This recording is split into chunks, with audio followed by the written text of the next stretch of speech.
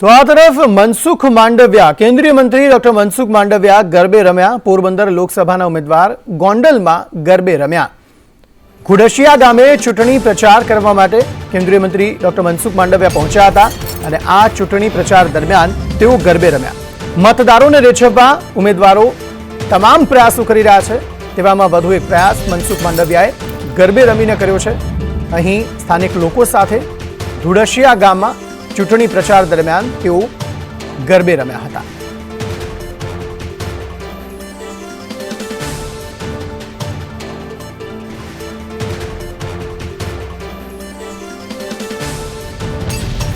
કેન્દ્રીય મંત્રી ડોક્ટર મનસુખ માંડવિયા અલગ અલગ જગ્યાએ પ્રચાર માટે જઈ રહ્યા છે અને આ વખતે જ્યારે ઘુડશિયા ગામે પહોંચ્યા તે દરમિયાન સ્થાનિકો ગરબે રમી રહ્યા હતા। તે દરમિયાન મનસુખ માંડવિયા પણ અહીં ગરબે રમ્યા હતા।